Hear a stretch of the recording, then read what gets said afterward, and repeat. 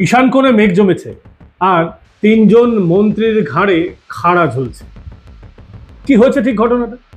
তিনজন মন্ত্রী, তারা কিন্তু বেশ চাপে আছেন এবং তিনজন মন্ত্রীর তিনজনই জেলেও চলে যেতে পারেন। কারণ সামনে ইলেকশন আসছে, আর ইলেকশন আসলেই ইডি সিবিআই এর মনে পড়ে যে কাজগুলো বাকি আছে সেগুলো এবার সম্পন্ন করতে হবে। গরু পাচার, কয়লা, বালি, শিক্ষা দুর্নীতি, সব মামলাগুলো থিতিয়ে পড়ে আছে। আর আবার সেই মামলাগুলি উপর থেকে নির্দেশ এসেছে এই মামলায় এবার বাকি কাজগুলো সম্পন্ন করতে হবে। তিনজন মন্ত্রী এবং একজন সাংসদ, বেশ গুরুত্বপূর্ণ সাংসদ, যার নামে অনেক অভিযোগ কণ্ঠস্বর ম্যাচ করাতে হয়, এমনকি চার্জশিটে তার নাম থাকে কিন্তু পরিচয় থাকে না, সেই সাংসদও বেশ চাপে আছেন। তাহলে কি এবার এই চারজন চলে যাবেন? তাদের জেলে যাওয়ার সম্ভাবনা কিভাবে তৈরি হলো? দেখুন, প্রথম নামটাই হচ্ছে মন্ত্রী চন্দ্রনাথ সিনহা। মন্ত্রী চন্দ্রনাথ সিনহা মৎস্য দপ্তরের মন্ত্রী, আরো বেশ কয়েকটা দপ্তরের তিনি মন্ত্রী আছেন। বীরভূমের জেলা থেকে তিনি আসেন। শিক্ষা দুর্নীতি মামলায় তার নাম জড়িয়ে গেছে। শিক্ষা দুর্নীতি মামলায়, যে মামলায় পার্থ চট্টোপাধ্যায় এখনো জেলে, টাকার পাহাড় পাওয়া গিয়েছিল, গোটা মন্ত্রিসভার অর্ধেকটা প্রায় পার্থবাবুর আমলে জেলে ঢুকে গিয়েছিল। সেই মন্ত্রিসভায় যখন এই শিক্ষা দুর্নীতি হচ্ছে অভিযোগ, তখন চন্দ্রনাথ সিনহাও বেশ কিছু রেকমেন্ডেশন পাঠিয়েছিলেন। এবং রেকমেন্ডেশন পাঠিয়েছিলেন শুধু নয়, তার বিনিময়ে টাকার খেলা হয়েছে, এমনটা কিন্তু ইডি সিবিআই এরা মনে করছে। তাকে গত সপ্তাহে ডেকে পাঠানো হয়েছিল সল্টলেকের সিজিও কমপ্লেক্সে, তিনি আসেননি। জানিয়েছেন মমতা বন্দ্যোপাধ্যায়ের তার জেলায় গুরুত্বপূর্ণ বৈঠক রয়েছে। ইডি সিবিআই এর জেরার মুখে পড়ার থেকে সবচেয়ে বেশি তার জরুরি মমতা বন্দ্যোপাধ্যায়ের কাছে গিয়ে ইয়েস ম্যাডামটা বলা, তার জন্য কিন্তু তিনি আসেননি। একই কাজটা করেছিলেন তার জেলার বাঘ, বীরভূমের বাঘ অনুব্রত মণ্ডল। বেশ কয়েকবার তিনি, অবশ্য তার অসুস্থতা অদ্ভুত অসুস্থতা ছিল, স্ত্রী অঙ্গ তার দেহে পাওয়া গেছিল, তার নাকি পাইলস হয়েছিল, ফিস্টুলা হয়েছিল, কত রকমের রোগ, তারপরও ছাড় পাননি। তাহলে কিন্তু এই জেলা থেকে যেহেতু অনুব্রত মণ্ডল ছাড়া পেয়ে গিয়েছেন, তাই দ্বিতীয় যিনি গুরুত্বপূর্ণ নেতা কিন্তু পর্দার আড়ালে থাকেন, আবার রাজ্যের মন্ত্রী, বেশ গুরুত্বপূর্ণ নেতা, তাকে যে জেলে পোড়ার কি কোনো ছকটক শুরু হয়েছে নাকি? জানা যাচ্ছে যে শুক্রবার তাকে ফের ডেকে পাঠানো হয়েছে সল্টলেকের সিজিও কমপ্লেক্সে, তাকে আবার ডেকে পাঠানো হয়েছে। এবার যদি তিনি একটু বেগরবাই করেন তাহলে কিন্তু কড়া ডোজ দিতে পারে। এই কড়া ডোজ কতটা করা হবে সেটা তো সময় বলে দেবে, কিন্তু আপনারা জানেন যে প্রত্যেক নির্বাচনের আগে এই নেতা মন্ত্রীদের তোলার ব্যাপারটা কিন্তু বেশ জোরালো হয়, এমনকি ভোটের পরেও প্রয়োজন হলে হয়। আপনাদের মনে পড়ে 2011 সালে মমতা বন্দ্যোপাধ্যায় ক্ষমতায় এলেন, 2014 সাল থেকে বিজেপি খুব তেড়ে ফুড়ে এ রাজ্যে নামলো। ঠিক সেই সময় বেশ কয়েকটা ঘটনা ঘটেছিল। সারদা কেলেঙ্কারিতে আপনাদের সবাই মনে থাকবে 1 দর্জন তৃণমূলের প্রভাবশালীদের গ্রেফতার করা হয়েছিল। তার মধ্যে তৃণমূলের মুখপাত্র কুণাল ঘোষ ছিলেন, সৃঞ্জয় বসু ছিলেন। 12 ডিসেম্বর 2014 সালে সবচেয়ে গুরুত্বপূর্ণ নেতা সেই সময় মদন মিত্র ছিলেন, মমতা বন্দ্যোপাধ্যায়ের ঘনিষ্ঠ। তারপর তিনি ধীরে ধীরে তার রাজনৈতিক পতন হয়। এছাড়াও অনেকজনকে গ্রেফতার করা হয়েছিল। সুদীপ বন্দ্যোপাধ্যায়ও চিটফান্ড মামলায় গ্রেফতার হয়েছিলেন, তাপস পাল গ্রেফতার হয়েছিলেন, অনেকেই গ্রেফতার হয়েছিলেন। তারপর থেকেই ভোট আসলে এই নেতা মন্ত্রীদের জেলে ঢোকানোর খেলাটা কিন্তু চলে। এবার আপনারা বলবেন তাহলে এতদিন বন্ধ ছিল কেন? সেই বিষয়ে পরে আসছি, অবশ্যই বলবো সেই বিষয়টাও, যে এতদিন বন্ধ ছিল কেন, বিজেপিরই কোন নেতার অঙ্গুলি হেলন ছিল, বিজেপির কোন পক্ষ চাইছে যে এই যে পেন্ডিং কাজগুলো রয়েছে সেই পেন্ডিং কাজগুলো সম্পন্ন হোক। ইডি সিবিআই এরা তো চায় কাজ শেষ করতে, কিন্তু কোথাও না কোথাও কোনো না কোনো প্রেশার কি থাকে, সেই প্রশ্ন অনেকেই তোলেন। দ্বিতীয় যে গুরুত্বপূর্ণ নামটা হচ্ছে, সেটার নামটা শুনলে কিন্তু আপনারা চমকে যাবেন। দ্বিতীয় গুরুত্বপূর্ণ নামটা হচ্ছে মলয় ঘটক। সব থেকে পেন্ডিং মামলা মলয় ঘটককে এর আগে কয়লা কেলেঙ্কারি মামলায় 10-12 বার ডাকা হয়েছে। কতবার হাজিরা দিয়েছেন? তাকে কলকাতায় ডাকা হয়েছে, যাননি। তাকে দিল্লিতে ডাকা হয়েছে, মাত্র একবার গিয়েছিলেন। তিনি একবার যাওয়ার পর বললেন আমার পক্ষে দিল্লি বারংবার আসা সম্ভব না। তারা তো নেতা, ছোটখাটো মানুষ, ছোটখাটো অপরাধ করলে তাদের এত ছাড় দেয় না আদালত, ইডি, সিবিআই। একদম আমাদের দেশে বলা হয় সংবিধান সকলের জন্য সমান, কিন্তু প্রভাবশালীদের জন্য অনেক সুবিধে টুবিধে পাওয়া যায়। এমনকি জেল থেকে মাঝে মধ্যে পেরোলে বেরোনোরও ব্যবস্থা হয়ে যায়, মন্ত্রীরা ছাড়া পেয়ে যান অনেক সময়, এমনকি মন্ত্রীরা প্রয়োজনে হাসপাতালে চলে যান, জেল তাদের ভালো লাগে না, হাসপাতালে সুযোগ সুবিধা, ঘোরাফেরা, নানান কিছু, মোচ্ছব টোচ্ছব। আমরা তো দেখেছি উডবার্ন ওয়ার্ডটা একসময় তৃণমূলের মন্ত্রীদের জন্য রিজার্ভড হয়ে গেছিল, এখন সেটা বন্ধ হয়েছে অবশ্য। সেই উডবার্ন ওয়ার্ডে কে কার সঙ্গে দেখা করছেন সেগুলো তো আমরা সবাই দেখেছি। এবার এই মলয় ঘটক বাবুর কয়লা পাচার কেলেঙ্কারির সঙ্গে নাম রয়েছে, তাকে এর আগে ডেকে পাঠানো হয়েছিল আপনাদেরকে বললাম, এবং দিল্লি যাওয়ার পর তিনি দিল্লি হাইকোর্টে গিয়েছিলেন। হাইকোর্ট তাকে স্বস্তি দেয়, বলে যে ঠিক আছে তুমি কলকাতাতেই তাহলে ফেস করো। কিন্তু তারপর আর কি হলো জানা যায় না। আজকে 2-3 বছরের বেশি সময় ধরে তিনি কিন্তু কোনো ডাকটাক পাচ্ছেন না, কোথায় কি হয়েছে কেউ জানে না।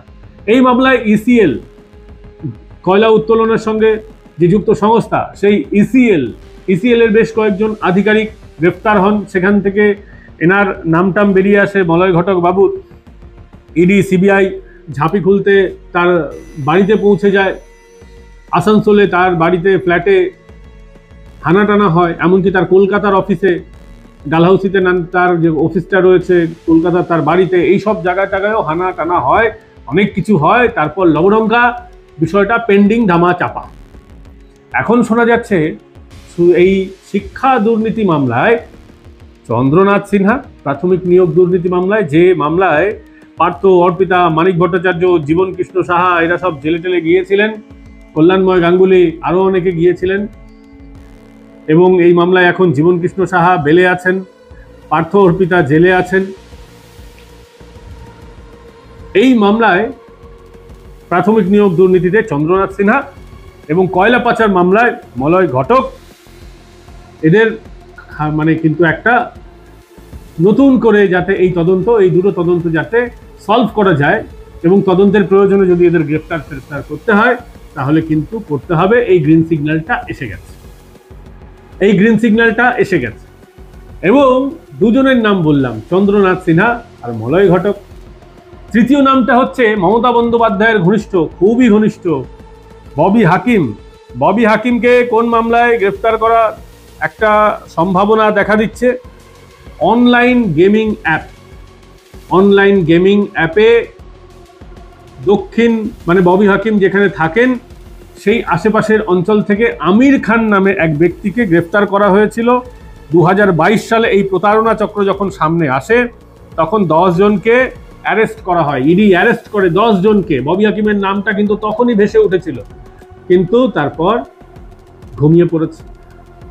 আসলে ইডি সিবিআই এর হাতে এত মামলার পাহাড় জমে আছে, এটাও বাস্তব মানতে হবে আপনাদের, যে ইডি সিবিআই চাইলেও সব কাজ সম্পূর্ণ করতে পারেন। যারা আমরা প্রাইভেট কোম্পানিতে আগে কাজ করেছি তারা আমরা জানি প্রাইভেট কোম্পানিতে কাজের কতটা প্রেশার থাকে। এবার প্রাইভেট কোম্পানিতে কাজের প্রেশারে আমরা যদি কাজ না করতে পারি, তারা তো সরকারি বাবুদের যদি এত প্রেশার দেয়, সরকারি তো আর চাকরি যায় না সাধারণত, পুলিশ ইডি সিবিআই অফিসারদের স্বাভাবিকভাবে মাঝে মধ্যে তাদের একটু শীতঘুম নিতে ইচ্ছা হয়, তারা শীতঘুম নেন। এবং এটাও ঠিক, কাজের এত প্রেশার আছে, কোন মামলা কখন, এসব নিয়ে অনেক রকম হ্যাপা ট্যাপা তাদের হয়। আবার মামলায় যারা আইও থাকেন, কখনো কখনো আইও বদলি হয়ে যান, তদন্তকারী অফিসার, এমনকি তাদের যারা বস থাকেন তারাও বদলি হয়ে যান, তারপর মামলা একদম শীতঘুমে চলে যায়। এখন তো দেখা যাচ্ছে যে বেশ কয়েকটা মামলায় তাদের আইনজীবীরাও ডেকে উপস্থিত হন না। হবেন কি করে? আইনজীবীদের তো আইওদের, কেসের যারা তদন্তকারী অফিসার আছেন, অনেকেই বলেন যে এই দেখো এই মামলায় ইডি সিবিআই এর আইনজীবী এলো না, সব আইনজীবীর ঘাড়ে দোষটা চাপিয়ে দেওয়া হয়। আরে ভাই, যদি তদন্তকারী অফিসারই রিপোর্টটা না দেয়, তদন্তকারী অফিসার কাগজপত্র না দেয়, আইনজীবী আদালতে গিয়ে কি করবে? লবণঙ্কা।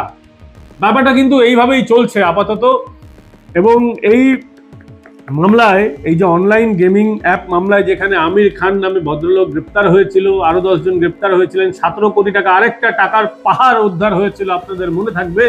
সেই মামলায় ববি হাকিমের নামটা উঠে আসছে, এবং ববি হাকিমকে এই মামলায় তোলা হতে পারে। ববি হাকিম কিন্তু গ্রেপ্তার হবেন প্রথমবার এমনটা নয়, তার কিন্তু গ্রেফতারির যথেষ্ট অভিজ্ঞতা আছে। আপনাদেরকে মনে করিয়ে দেব, ভোট পরবর্তী হিংসা যখন হচ্ছে মে মাসে 2021 সালে, তখন 4 জনকে অ্যারেস্ট করা হয়েছিল। তারিখটা ছিল 17 মে 2021। সিবিআই গ্রেফতার করে নারদ মামলায় ববি হাকিম, সুব্রত মুখার্জি, মদন মিত্র, শোভন চট্টোপাধ্যায়, জল শোভনের কথা বলছে, মমতা বন্দ্যোপাধ্যায় যাকে সুইমিং পুলে ঠেলে দিয়েছেন, কানন বলে ডাকেন, সেই কানন। তার মধ্যে সুব্রত মুখোপাধ্যায় ইতিমধ্যেই স্বর্গবাসী হয়েছেন, প্রয়াত হয়েছেন। এই ববি হাকিম এবং মদন মিত্ররও অ্যারেস্ট হওয়ার, সেই সময় অ্যারেস্ট হয়েছিলেন তিনি। মদন মিত্র এর আগে আপনাদেরকে বললাম 12 ডিসেম্বর 2014 সারদা মামলায় অ্যারেস্ট হয়েছিলেন, বেশ কয়েক বছর জেলে ছিলেন, অভ্যাস আছে।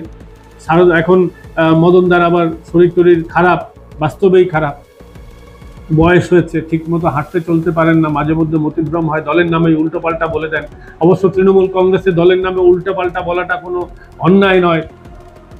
প্রয়োজনে, দলের প্রয়োজনে এবং অপ্রয়োজনে গোষ্ঠীদ্বন্দ্বের কারণে তারা নিজেদের একে অপরের বিরুদ্ধে মাঝে মধ্যেই যা সব মন্তব্য করেন, তাতে আমরাই মাঝে মধ্যে চমকে যাই যে এরা কি দলের ভালো করছে না খারাপ করছে। পরে বুঝতে পারি যে না, এটাই সেটিং আছে। এটাকে বলে মিডিয়া ম্যানেজমেন্ট।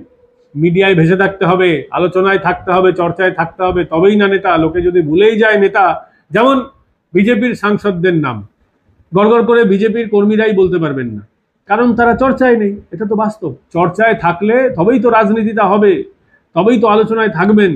কিন্তু জানি না কেন এই রাজ্যে বিজেপির নেতা মন্ত্রীরা, আমার মনে হয় মাঝে মধ্যে, যে এরা নাকি সরকারি চাকরি টাকরি করেন। এবার আরেকজন তৃণমূলের সাংসদ আছেন, বিতর্কিত সাংসদ, দক্ষিণ 24 পরগনার একজন সাংসদ, তৃণমূলের খুব প্রভাবশালী সাংসদ, অনেকে তাকে নাম্বার 2 নাকি বলে, যার কাকু, কালীঘাটের কাকু, মামা টামা হন, আত্মীয় টাত্মীয় কিছু হন, এই কালীঘাটের কাকু যার নাম নিয়েছিলেন, কালীঘাটের কাকুর সাহেবের নামও নাকি আবার ডাক পড়তে চলেছে। বহুবার তাকেও ডাকা হয়েছে, অদৃশ্য কারণে কি সব হয়েছে জানা নেই। এখন আবার তিনি খুব গুরুত্বপূর্ণ হয়ে উঠেছেন, এমনকি বিজেপির যে বিদেশে সফর গিয়েছিল সেখানেও তিনি অংশীদার হয়েছেন। ওই ভদ্রলোকেরও আবার ডাক পড়তে চলেছে। বিজেপির একটা বড় অংশ চান ভোটের আগে যদি সত্যি তার বিরুদ্ধে অভিযোগ থাকে, অভিযোগ প্রমাণিত করা যায়, তাহলে তাকে যেন তার সঠিক স্থানে পাঠিয়ে দেওয়া হয়। তিনি কোন অন্য গ্রহ থেকে আসা প্রাণী যে তার জন্য আলাদা আইন থাকবে আর অন্য নেতাদের বেলায় আলাদা আইন থাকবে? সবাই যদি জেলে যেতে পারে তাহলে তিনি কেন যাবেন না? এটা বিজেপি নেতাদের একাংশের দাবি। এবং এর আগে, কিছুদিন আগে পর্যন্ত বিজেপির যিনি সভাপতি ছিলেন, তিনি একটি প্রকাশ্য মঞ্চ থেকে বলেছিলেন যে এই সব জেলে টেলে ঢুকিয়ে লাভটাভ হয় না। 12 সালে, 22 সালে আমরা দেখেছি, 2024 সালে আমরা দেখেছি যে এতগুলো অ্যারেস্ট ফ্যারেস্টের পরেও কিছু লাভ হয়নি। এমনকি 21-এও আমরা দেখেছি, তার আগেও এতগুলো মামলা ছিল, এসব অ্যারেস্ট ফ্যারেস্ট করে লাভ হয় না। এবার অ্যারেস্টটা কি কোনো রাজনৈতিক প্রয়োজনে? আমি জানতে চাই যে অ্যারেস্টটা কি রাজনৈতিক কারণে করা হয়, নাকি মানুষ অন্যায় অবিচার করলে, আকাম কুকাম করলে, ঘুষ খেলে, এইসবের জন্য, অর্থাৎ দুর্নীতির অভিযোগে মানুষ কি গ্রেপ্তার হবে, না রাজনৈতিক কারণে গ্রেপ্তার হবে? এই যে বারংবার বলা হয় ইডি সিবিআইকে শাসক দলের, অর্থাৎ কেন্দ্রের শাসক দলের তোতা পাখি, সেটাই কি প্রমাণ করতে চান কেউ বা কারা? এটা কিন্তু প্রশ্ন আছে। আবার বিজেপির বর্তমান যিনি সভাপতি আছেন, বিরোধী দলনেতা আছেন, তাদের মত, যদি কেউ অন্যায় করে থাকে ইডি সিবিআই তাদের কাজ করুক, তাদের যেন না আটকানো হয়। এই সেটিং ফেটিং এর যে অভিযোগটা হয় সেটা যেন মানুষের মনে দাগ না কাটে। কারণ রাজনীতি হচ্ছে ন্যারেটিভের খেলা, রাজনীতি হচ্ছে মানুষকে বোঝানোর একটা বিষয়। বামেরা বলতো আমরা মানুষকে বোঝাতে পারিনি, কেন বোঝাতে পারিনি তারা জানে। কিন্তু এবার ভোটের আগে আবার পুরনো ঝাঁপি খুলতে পারে এমন একটা সম্ভাবনা তৈরি হয়েছে। এবং পুজো পর্ব মিটলেই, তার আগেই দেখবেন বেশ কয়েকজন নেতামন্ত্রীকে আবার ডাকা শুরু হবে। এবং বাঙালির শ্রেষ্ঠ উৎসব পুজো পার্বণ মিটে গেলে, ইলেকশন আর একটু কাছে এসে গেলে দেখবেন অনেক পুরনো ঝাঁপি খুলছে। সেই ঝাঁপি খুলবে, ঝাঁপি থেকে অনেক বিড়াল বেরোবে, অনেক বিড়াল বন্দি হবেন, অনেক কাগুজে বাঘ বন্দি হবেন। ইলেকশনের আগে আরেকটা সেই সম্ভাবনা কিন্তু তৈরি হয়েছে। এ বিষয়ে আপনাদের যদি কোনো মতামত থাকে কমেন্ট করে জানাবেন। অবশ্যই আপনারা অনেকেই কমেন্ট করে জানান। ভিডিওটা ভালো লাগলে লাইক, শেয়ার অ্যান্ড সাবস্ক্রাইব করতে ভুলবেন না। আগামীকাল ফের দেখা হবে। ভালো থাকবেন, সুস্থ থাকবেন।